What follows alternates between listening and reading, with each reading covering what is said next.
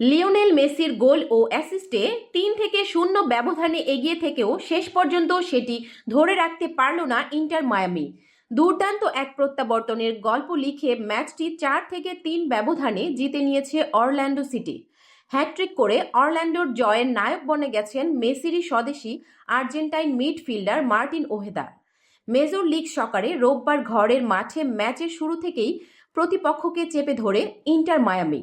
প্রথমার্ধের 33 মিনিটের মধ্যেই 3-0 গোলের লিড নিয়ে জয়ের সুবাস পাচ্ছিল তারা। ম্যাচের মাত্র 3 মিনিটে টেলাস্কো সেগোভিয়ার ক্রসে হেড করে মায়ামিকে এগিয়ে দেন মিকায়েল। 25 মিনিটে মেসি ও লুইস সুয়ারেজের সমন্বয়ে গড়া এক আক্রমণ থেকে দ্বিতীয় গোলটি পান সেগোভিয়া। এর কিছুক্ষণ পর 33 মিনিটে ডি বক্সের বাইরে থেকে মেসির ট্রেডমার্ক দূরপাল্লার এক দুর্দান্ত শটে ব্যবধান হয় 3-0। একপাক্ষিক জয়ের সম্ভাবনা তৈরি হলেও বিরতির ঠিক আগেই ম্যাচে ফেরার ইঙ্গিত দেয় অরল্যান্ডো সিটি। মার্টিন ওহেদা গোল করে ব্যবধান 3-1-এ নামিয়ে আনেন। দ্বিতীয়ার্ধে মাঠে নেমে সম্পূর্ণ ভিন্ন রূপে দেখা যায় অরল্যান্ডোকে।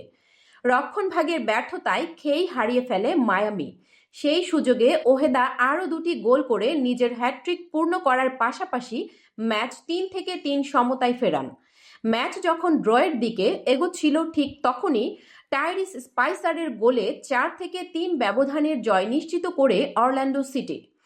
এই হারে ইন্টার মায়ামির ঘরের মাঠে পয়েন্ট হারানোর আক্ষেপ আরও বাড়ল। গত এপ্রিলের শুরুতে মায়ামির নতুন স্টেডিয়াম উদ্বোধনের পর থেকে এ নিয়ে টানা 4 ম্যাচে জয়হীন রইল দলটি।